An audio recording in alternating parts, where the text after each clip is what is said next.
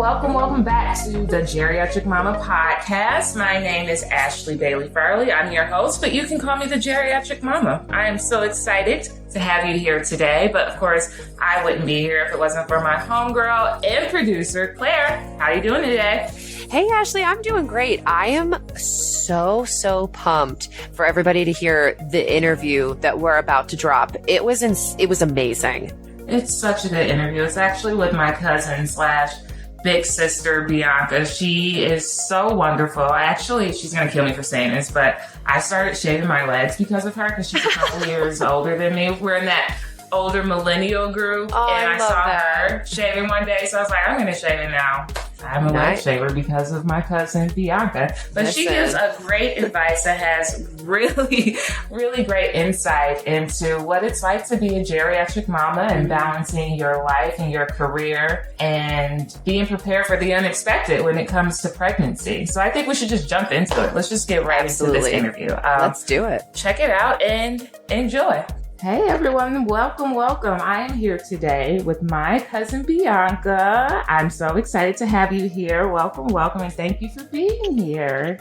It is a pleasure. I'm very excited to be here.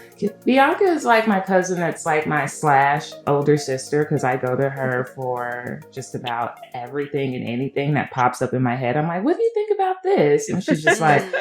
Also, she's the cousin that I would drunk dial in college when I was completely wasted. Like, I love you so much. You're the best. So I thought it was very appropriate to have her on this show to help me get through all of my irrational fears and maybe shed a little light for other geriatric mamas out there who are maybe going back and forth and beating themselves up a little bit about why they waited to, have a baby. And there's so many legit reasons. My cousin, Bianca, is a news producer, business news producer. And I've always admired your tenacity with your career. Can you give us just a little bit of a breakdown of what you do? So I am a business news producer for an international agency. And basically, I do everything from sort of breaking news on Capitol Hill, economic news, to what's happening on Wall Street. But then sort of my favorite part of the job is doing feature stories that involve the business community. For example, we, have been featuring Black-owned businesses. So we've been able to talk to some pretty amazing business owners and talk to them about, how the pandemic has affected them and how the racial justice movement is affecting, their sort of social commitments and that sort of thing. So that's my favorite part of the job. That's amazing. I think she has the most legit career of anyone in my circle. I mean, absolutely. That's amazing. So this is something that you're one of the people that I know that have had a very specific goal with their career. And this is something that you've essentially been pursuing since you left college, right? Mm-hmm. And I mean, I guess if I'm honest, probably before I left college, even though I couldn't put a name to it, I knew that I wanted to write. I knew that I wanted to tell stories. Mm-hmm. And maybe it didn't come sort of in the format that I thought it would, but it is sort of the thing that I've been preparing for. So in that pursuit, which I'm sure for you to be where you are now, there's just a really large amount of dedication that had to go into it. Would you say that because of your dedication to your career, you maybe delayed getting pregnant, or maybe you just didn't have that motherly instinct and that's why you chose to wait a little bit longer? I think it was a little bit of both. I wanted to see where my career would go. And that conversation, at least in my head, kind of evolved. Not so much where my career would go, but how far I wanted to go, if that makes any sense. Mm-hmm. And then, I just didn't feel motherly. Like I had a lot of friends who, had babies sort of mid-20s. And I was just like, this is not my style. Mm-hmm. Like, I don't like the idea of not being able to just pop out on a moment's notice. Yeah. And that was part of my career early on. It was, hey, we need you to go cover this press conference. Hey, we need you to go cover this event, this 3-day speaking tour. So, I wasn't ready to give that up. Mm-hmm. Absolutely. That I feel like I'm sort of now I'm at the point where it's like, it's time to get it done or maybe not get it done at all. But I feel like I have this sort of strange career where it's like half of it is very corporate oriented and the other half is very pursuing my artistic endeavors. So it's always been sort of split, and there have just never seemed to be a place for a child within that. One, because whenever I'm really pursuing my own artistic endeavors, there's just not a lot of money in that, you know? So financial stability was one thing. And then when I'm really focused on my corporate life, like you said, you're just focusing so much on building your career that the idea of a child doesn't even really appear. It doesn't even seem like a factor at that point. But I feel like there's so many women who are going through the same thing. They're, you know, very serious about their careers, their lifestyles, and children don't fit into that maybe in their 20s and maybe even their early 30s. But here with the Geriatric Momma, we just want to let women know and hopefully open up a community where all of the reasons behind not having a child a little bit earlier in life are totally acceptable. So we talked about career, but what about the idea of just wanting a partner? I have so many friends who are in my age range who just don't have a partner. And that's a major reason why they don't, you know, have children yet. I have sort of the same thing going on right now. I have friends who, you know, sort of mid 40s, and they're like, man, I really want to have a baby, you know, I want to carry on my family's legacy, but they're not married. And what I'm finding is a lot of them, or with anybody long term for that matter. And what I'm finding is a lot of them are getting quite bold and just saying, hey, you know what? I'm going to do this by myself. I can do this. Absolutely. And, you know, they're going through the IUI process and stuff like that. So, yeah. Yeah. I think that's really cool. I think that it's sort of a old school way of thinking that you have to be married or, you know, have a partner to venture into motherhood. And women, we're capable of anything. Is it perhaps easier when you have a partner? Absolutely. But it doesn't mean that it's, you can't do it just because you don't have someone there with you. And really, it's definitely not the only way to do it. Absolutely. And then just having a community around you, you know, whether that be parents, siblings, your best friends, just having a community around you makes it a little bit easier than saying, oh, I need a partner to get this done. I think another part of it is lifestyle. For me, this was a big one. And I know you touched on it a little bit.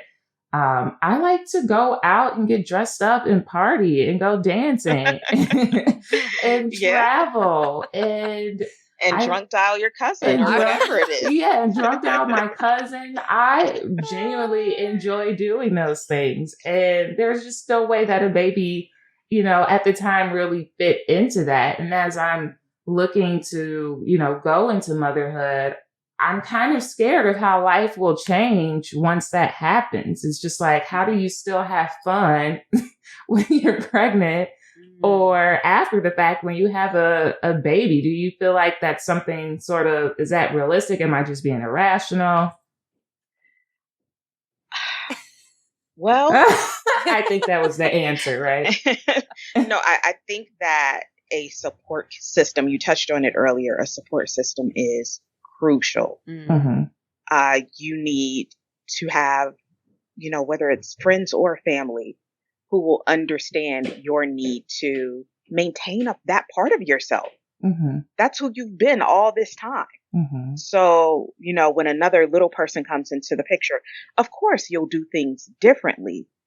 But I'm kind of this mindset that you shouldn't have to abandon who you were unless you want to. You know, if you want to, then that's your business. But you shouldn't have to abandon who, you know, the person that you like. I'm sure you like yourself like that. So but having, you know, friends and family who, you know, won't judge or whatever when you want to go out and kick it for a night, you know. I think that's important. I wish somebody would judge me because I want to go out for a night after pushing out a human. If I want to go get a glass of wine or a martini, if you judge me, you're out the circle. Like, what were you doing there in the first place? I think the other one, which we touched on a little bit, is just the motherly instinct. I know that I talked about a little bit before, but But I didn't really have the motherly instinct until Noah, my brother, died. And I kind of had to, step into this role of being a parent to his children, which, is sort of like virtually now, but soon we'll all be together. And me and Justin will be, not having our own kids yet, but we'll be parents. And that just kind of just being there for them and seeing their growth and just looking in their little faces, it really kind of kicked in that, oh, maybe I do want to be a mother. Maybe this is something that I can do. Do you kind of remember when your motherly instinct kicked in? Did it kick in, or did it just kind of, you're like, oh, I'm having a baby, so here we go? No, I can remember I don't remember the exact year, but I remember the exact moment. My brother had been living in Germany with his family. But when they came back home and they were trying to adjust, to the new classroom, the new, just sort of new life. I mean, living in Germany and living in Orlando, Florida are two very different things. And, just trying to sort of coach them through that process made me go, you know what? They are pretty awesome. And if I can do this and they didn't break, then I might be able to have one of my own and I won't break that one either. So yeah, it's like when you have those, and let me tell you, I've kind of avoided interactions with kids, period. Like I've said before, I think I've maybe changed maybe 2 or 3 diapers in my entire life. And I'm not even completely sure about that number. When my friends have kids, I don't know how to do like that kid chat where you're like, hey, what are you working on? No, I don't know how to do that. I get very awkward around kids and I just want to run and hide.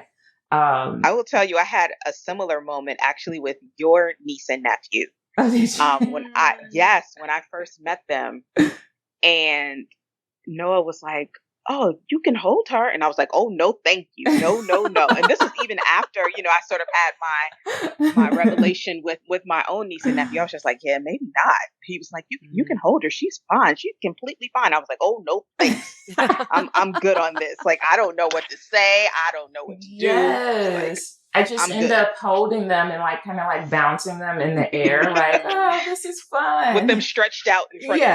Like a little starfish. But yeah, I love this because these are all very legitimate reasons why women choose to delay their pregnancies and end up becoming geriatric mamas. And there's nothing wrong with that. These are life decisions. You shouldn't feel rushed into any of these things. We also shouldn't be beating ourselves up because we did choose to wait. And I feel like, in my experience with talking to other geriatric mamas, there's a level of shame that comes with it. Like, oh, I might be, being selfish. I'm not going to have a healthy pregnancy. It's too late for me. And these are ideas that we want to sort of get rid of and be empowered by the fact that we made the choice to wait, and there's power in that. Absolutely. Yeah. I mean, this is not 1955. Let's be honest. Our lifespans are a lot longer. We're healthier and we have, full agency over our bodies and, what it is that we want to be about. So just the idea that you can make that choice. Absolutely. Nobody is making that choice for you. That's something to be proud of. 100%. And there's so many logistical reasons or, things in our society, especially when we dealing with women who are pursuing their careers, that just make it harder, So I was doing a little research because I knew we were going to be dealing with a business news producer. So did a little research and I found that the U.S. Labor Department in 2018 said nearly 58% of women were in the labor workforce. That's a lot of women. But when you're dealing with things like the pay gap, when you're dealing with things like childcare, that I don't even know how much that costs. I think it can be like $1,000, like thousands of dollars for childcare, right? Yeah. And then things just having like decent maternity leave. These are also reasons that are sort of outside of our control as women that also keep us from wanting to pursue motherhood a little bit earlier in life. Would you say that any of those things sort of, impacted you, or is that just sort of like a general thing that affects all women? So I have sort of 2 thoughts on that. Coming from the producer standpoint, that's a story that I've been working on pretty much every month. Oh, The wow. number of women who left the workforce during COVID is a scary, scary number. Why are they leaving? Because they can't find childcare. And why can't they find childcare? Because childcare in the U.S. is more than 1/3 of a woman's income. Oh my God. Third. Oh my God. Average amount of childcare. So, you're telling somebody to, either go work a job where they're working 10 or 12 hours a day, and, they can only, and say they can't afford childcare.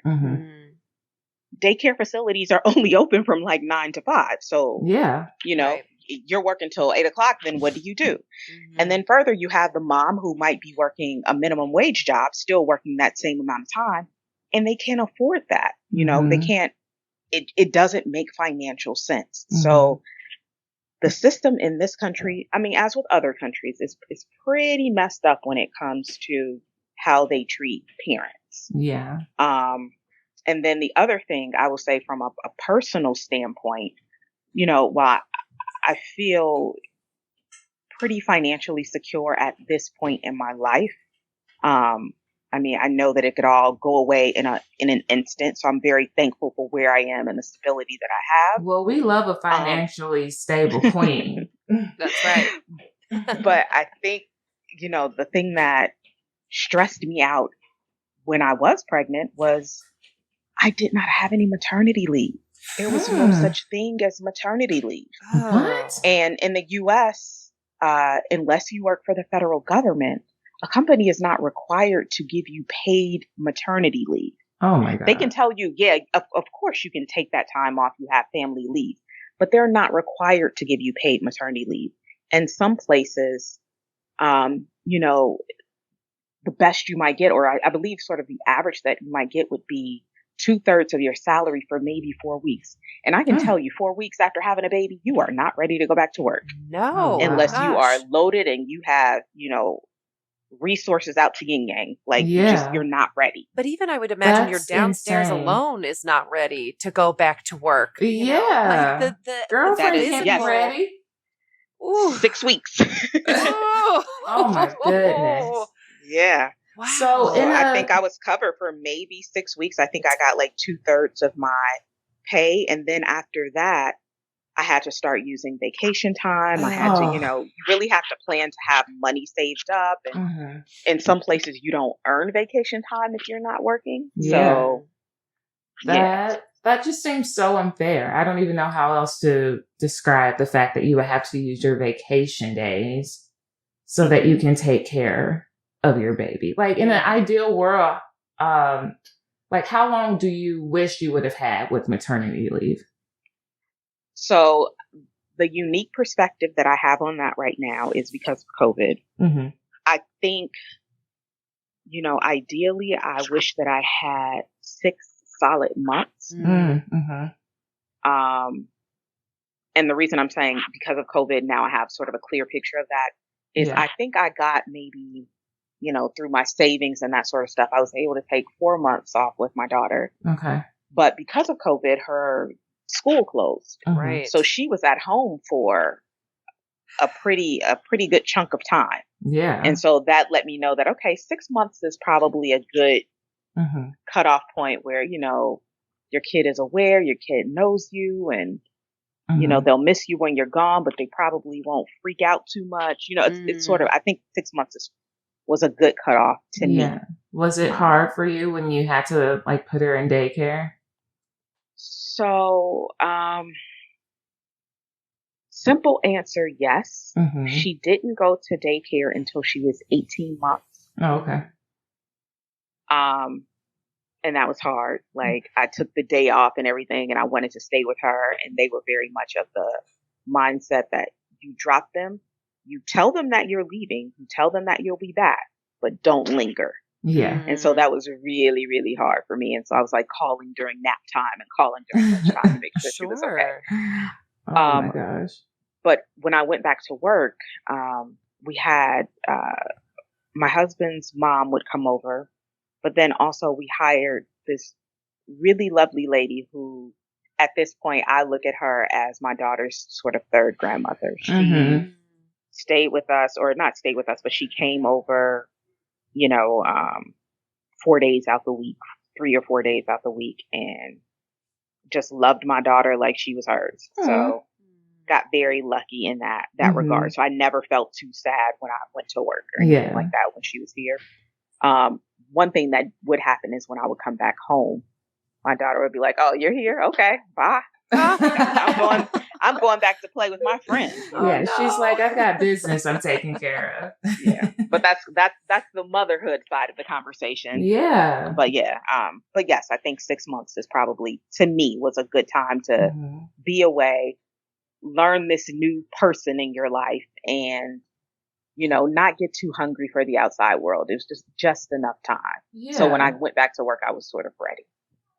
Wow. The fact that that's just not available easily to women. And I know that even paternity leave is something that's coming up a little bit more because babies need to bond with their parents, and the fact that the country is set up where you going to your job, and working, for the economy is more important than spending that time with your children is, it's like, it's going to affect the generations to come, and it's just not a priority. And that really sucks. And it's even harder on women. And, when you're a geriatric mama, we talked about all the different risks that go into that. Having that time afterwards to heal physically, you also need that time to heal, it seems, emotionally and mentally too, before you can really get out there again. Like, to me, childbirth and labor is traumatic. It's like a trauma. So I'm going to need some time to bounce back from that. I'm scared. That is fair to say. And I think that even if you have a picture perfect pregnancy, your delivery goes exactly according to your birth plan, it's a physical trauma. And then imagine if your delivery doesn't go according to your birth plan. That's something emotionally that you have to deal with. I will say this, not to freak anybody out. In my very unscientific experience, most of the time your pregnancy usually goes fine. Your delivery does not go according to plan. I would say most of my friends who, have had babies recently, and that doesn't necessarily mean they had to have a C-section or anything like that, but it just means that, they said, "Oh, I'm going to be surrounded by candles and music, and I'm going to have a doula, and I'm going to blah, blah, blah, blah, blah." And then your baby decides, "Hey, you know what? I was due on the 15th, but I think I'm going to come on the 1st. So it's little things like that could happen to all the way to, "Hey, we're going to need to go in there and get your baby because she's not coming out." That was my case. That's intense. And you did freak me out. So thank you. No. It's definitely not meant to freak you out, but it's just to let you know that I think when you are preparing to have a baby, I mean, obviously, if you're a planner, you're going to, plan every single detail, but you just have to know that at some point you're going to have to cede some of that control. Absolutely. We were just talking about that. My therapist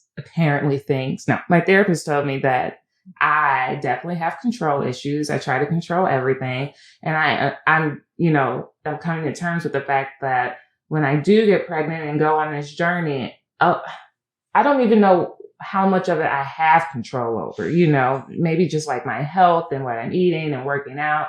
But the baby's going to do what the baby's going to do. And that's tough. Yeah. But reality, right? That is, very accurate. You can only control you. Even when that little person is attached to you, you can't control anything that they're going to do in there, That's true. That is so true.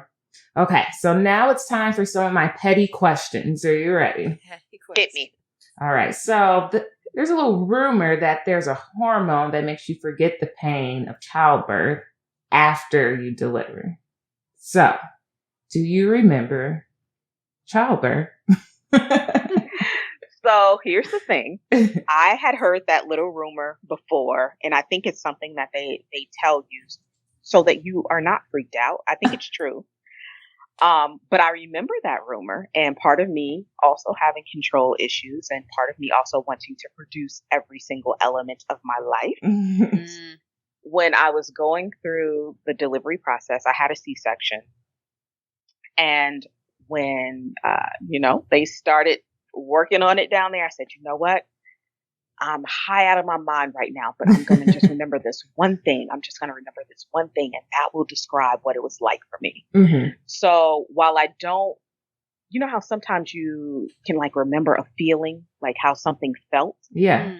I don't remember how it felt per se, but I can remember how I described it in that moment. Mm-hmm. Mm-hmm. If that makes any sense. Yeah. Like you're very intentional with it. Yeah. Like I said, I tried to plan out like I didn't have control over this, and this. So I'm going to remember this one little phrase and that will describe what it felt like for me. How long did it take you to sort of, get up on your feet and things like that after a C-section?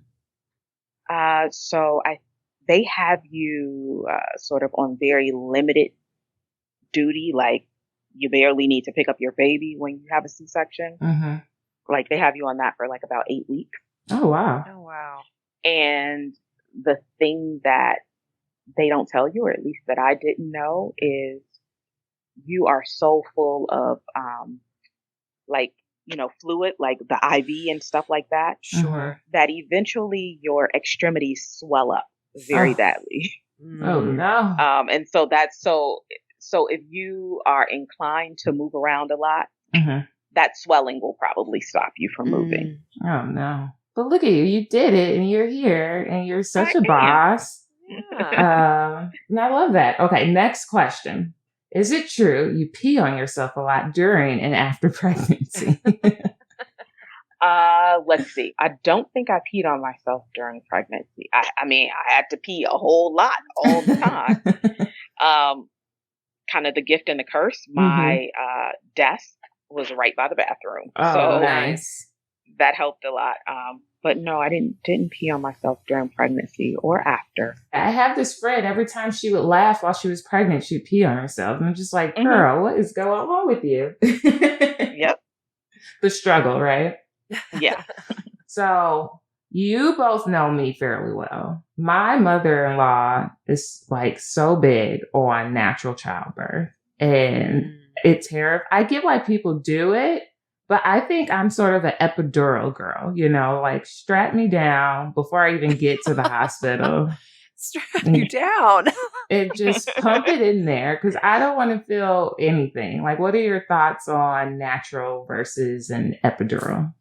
It doesn't make you any less of a mother or any less of a woman if you decide you want to have an epidural. Mm-hmm. It doesn't make you absent from the experience. And that's something that I think I had to tell myself also regarding a C-section. Mm-hmm. Having a C-section does not make you any less of a mom. Mm-hmm. I struggled a whole lot with saying I gave birth after my daughter was born because I'm like, but I didn't do it. I didn't push her out. But it's like you grew her and she's here. Yeah. Absolutely. So that doesn't make you any less of a woman, by saying, hey, I'm going to need a little help with this one. I'm going to need to be numb, you know? Mm-hmm. Absolutely. I'm glad you brought that up because I know in talking to Justin, my plan is the idea of a C-section just terrifies me. But I understand that there may be a situation where it just has to happen for my safety or the safety of the child. Did you have a conversation with your doctor where you were like, I don't really want to do this? Or was it just, this needs to be done and that's just it?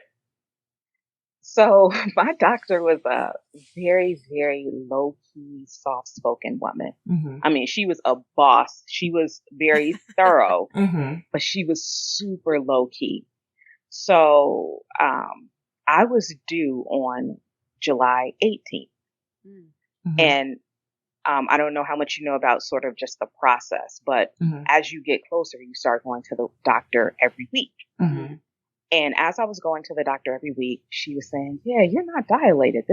You're not there yet. Mm-hmm. And then, so anyway, I went to the doctor on 17th, same thing, wasn't dilated.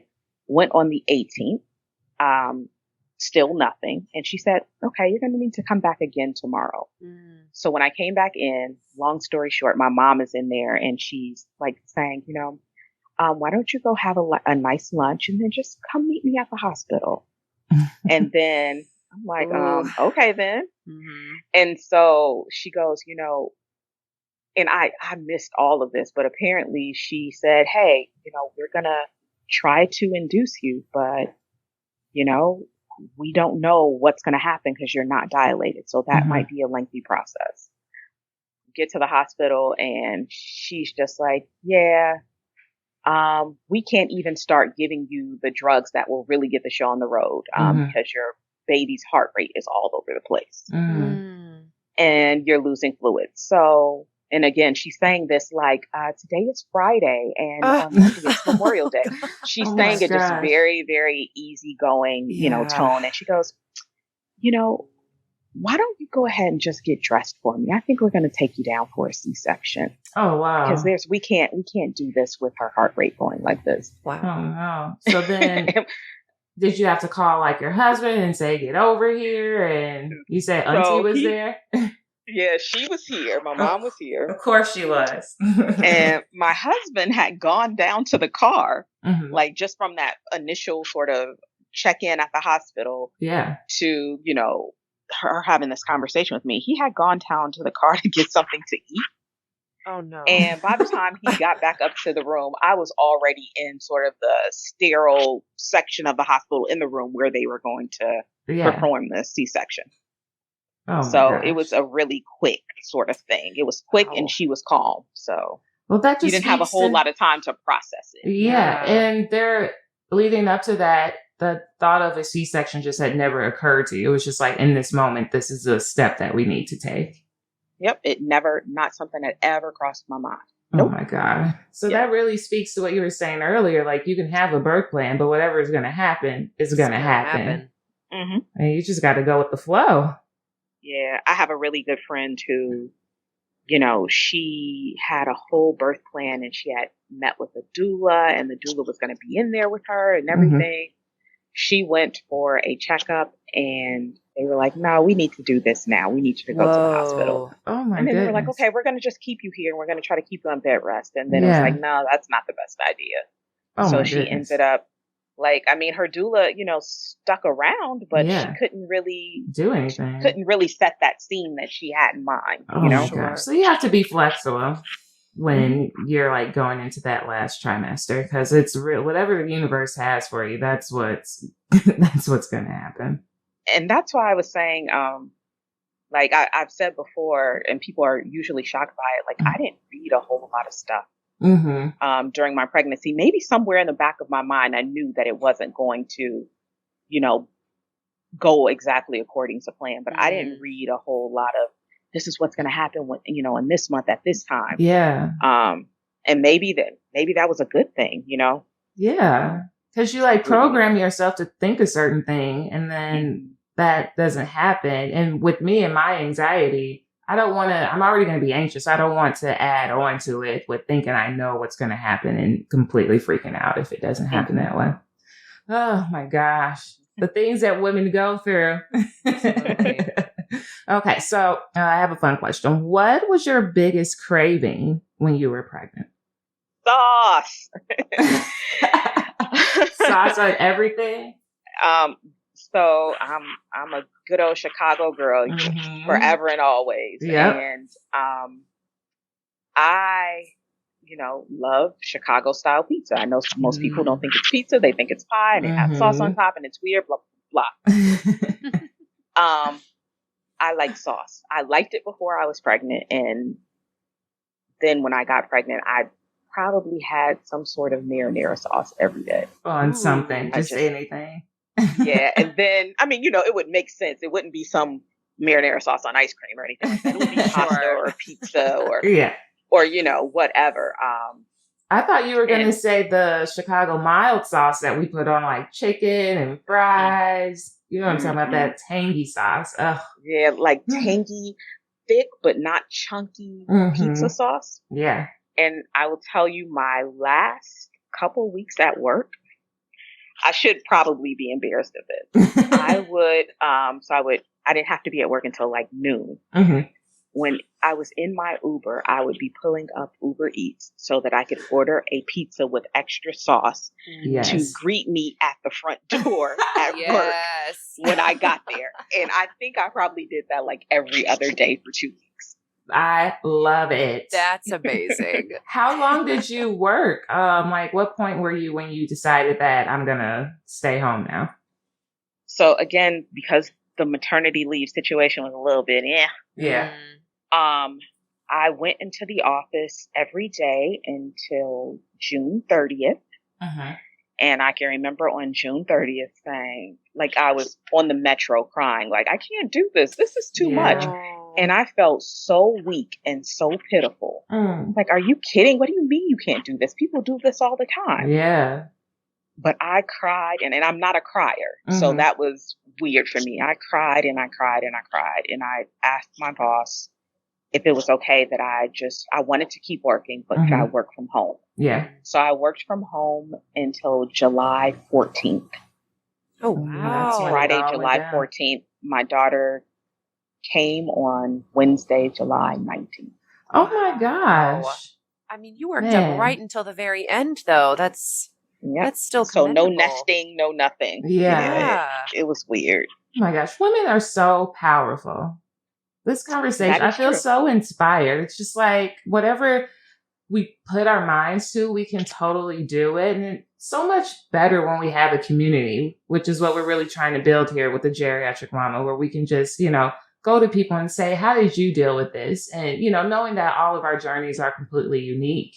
But just being able to have someone or a group of women that have been there or have some sort of advice, it's such for me, because I'm completely terrified of the whole thing, it makes me feel so much better. Do you feel like you had a little community throughout all of this when you were pregnant? I did. So, my mom was sort of my biggest supporter, cheerleader in all of it, even though she was in Florida and I was here in Maryland. She, would text me every day, call every day. I would send her pictures and she was, sort of rooting me on. And oddly, she didn't have she didn't say a whole lot of things that scared me or that stressed me out or anything like that. And then, my two closest friends, I actually work with them and we all sat side by side and we were in different sort of phases of life. One had a child, she was maybe about 3 or 4 years old. The other one really wanted to have a baby. And so we all just we were in just slightly different stages. Yeah. But, we were all kind of rooting each other on through that whole process of, being pregnant, raising a child, wanting to be pregnant. Yeah. So I did have a community. That's awesome. That's awesome. Thank you. I'm just gushing over you right now. You're like a superwoman. It's such an incredible story, truly. Thank you so much for sharing all of that. Absolutely. It was fun to kind of remember all of that. Right? Do you have any sort of general advice for other geriatric mamas out there who might be beating themselves up for delaying pregnancy or, anyone that's just sort of entering this journey now for themselves? Be kind to yourself. You're doing the best you can. You're doing what you think is right for you. And I guess sort of on a similar note, don't compare your journey to anybody else's. Everybody's, sort of journey to motherhood is going to be different. And then I think the last thing is when you get there, enjoy the ride. Yeah. It's going to be a wild one. Enjoy it. A wild ride indeed. Yeah. Well, thank you so much, Bianca, for joining us to be on the show with all of your advice and, entertaining my ridiculous questions. I really appreciate it. And we're definitely going to have you back as our show progresses because you were just a wealth of knowledge. sounds like a great time. It was a lot of fun. Oh my God. How good was that interview? Oh my gosh. Well, I mean, first of all, she is the definition of a lady boss.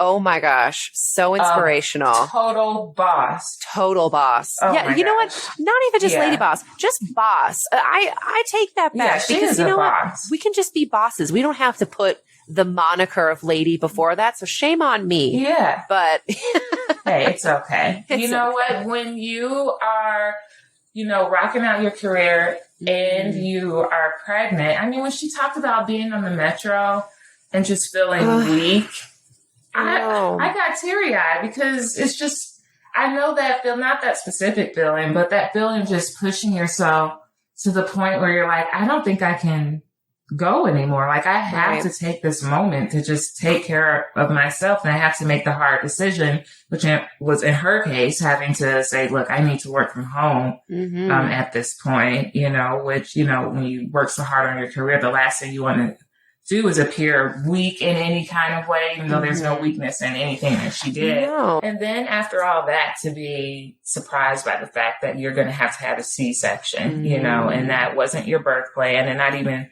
on your radar in the first place. It's a lot, and she did it. And I think it just shows that we can all do it, Absolutely. And one thing that in particular that really struck me that I never once considered was the fact that she was uncomfortable saying that she's given birth because she had a C-section.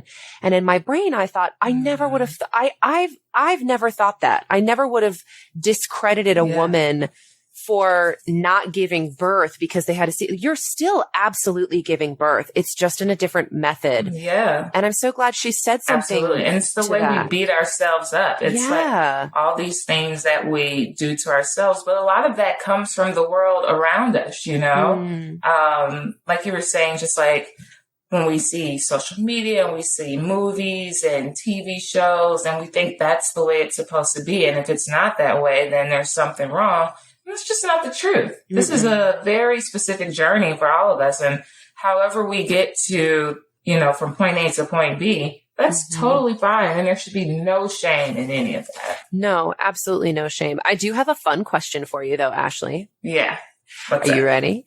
So I was thinking about, how, both you and I love to really plan things out. And I know that, you didn't ever think you were going to plan your pregnancy. You thought it was going to be a little whoopsie daisy. But when it comes to your birth plan, this is my real question for you. On the day of delivery, what's your birthing playlist going to look like? My playlist? Yeah. Oh my gosh, I never even thought about that. Oh, I feel nice. like when I'm in pain, when I have a pain and like I'm trying to get through it, I don't want to hear anything. I don't want to hear a voice. I don't want to hear the wind. You want pure silence. I just need complete silence so I can work this shit out for myself. Oh my God. So the idea, I feel like if I played like my favorite artists, like, Rihanna, Nicki Minaj, Beyonce, if I hear that and I'm in pain, I'm like, turn that shit off right now. I need to get through this in silence. So I don't think I have a playlist. You won't have a playlist? I'll tell Justin. I'll be like, Justin, just bring in white noise. And that's it. A white noise machine or just tell everyone they can't say a thing. Yeah. Because as soon as I hear something, I'm going to be ready to rip somebody's head off. Oh my gosh. What about you? What would be on your playlist? Oh, mine would be full Earth Mother Goddess. I'm talking Stevie Nicks. I've got to have my Stevie Nicks going. I want to feel my like practical magic moment when I'm going to like slowly birth out this child. I would like love some candles. Maybe I'll bring in some crystals. I want to set up. Definitely bring the crystals. I would like love to set up just something a little bit fun. But then honestly, I think I would throw in some jams. I think I would throw in like maybe a little Casey and JoJo in there because I love me some Casey and JoJo. Some throwbacks. Yeah, I think I would. And I would put in some like just some Casey and JoJo is why you're having a baby in the first place. That's right, playing baby. That music. Oh my life. Absolutely. You better believe it. I just love how your plan is like this really like Mother Earth, like connecting to the universe. And all I can imagine is I'm just like sweating and just like ripping my face apart and trying not to like choke Justin or something. Sure. But then you're going to get the epidural. I'm also getting the epidural. That's the other thing. Like, that's where I draw the line. Yeah. Like, I don't need to feel. Without a doubt. Yeah. There's no question in my mind that I need to feel the pain of labor. No, thanks. I'm good. No, I think that as a woman, especially as a woman of color, I felt enough pain. So this one can just like, we could just sweep that one under the rug. It can be easy breezy for you, Ashley. You deserve to have an easy breezy labor. Yeah. You know what? I'm going to send those vibes right back to you. I'm going to send. It's true. We deserve that. Yeah, we do. Absolutely. I love that. And there's no shame in that. Just like there's no shame in choosing not to have a child earlier in your life, you know? It's just like, what is the rush? What are we rushing for? Is it because we feel like we need to meet society's expectations? Probably. Is it because we feel like our time is up and we'll never be able to, you know, have a kid if we don't do it by a certain age? There's just like this pressure on women. And I just like to say, and I think I can speak for both of us, and like, there's no rush. Yep. Do it when you're ready and when it's right for you. Because if you get ahead of that, you're really just bringing more stresses, I think, onto yourself, you know? Absolutely, Ashley. And I think that's definitely, that's a theme that keeps continuing on throughout this journey that we're on. There's power in saying, I'm going to wait until I'm ready to do this. And that's what a geriatric mama is. She's an empowered mama. That's right. That's right. I love it. Well, guys, thank you so much for joining us today. This has been, oh my God, what an enlightening interview. There's just so much. It's like one that you have to listen to over and over again because there's just so much to get out of it. It's jam-packed. But we appreciate you joining us. It is jam-packed and I love it. We're going to have Bianca back on eventually in our next season or so. But thank you so much for joining us today. This has been a crazy, crazy ride. It just continues with all the interviews we got coming up. I think that we're really starting to build the community and hear the stories that we really wanted to. And just share that advice that we're getting from all these amazing, empowered women. But if you have any questions or topics that you would like us to hit on, please feel free to message us in our Instagram account, which is the DA_geriatric_momma, MOMMA on Instagram. And from there, you can find a link in the bio for our YouTube page. But go ahead and message us with any questions or topics you would like to hit on. But until then, please remember to take care of yourself, mind, body, and spirit. And we will see you next time. Bye-bye. Bye.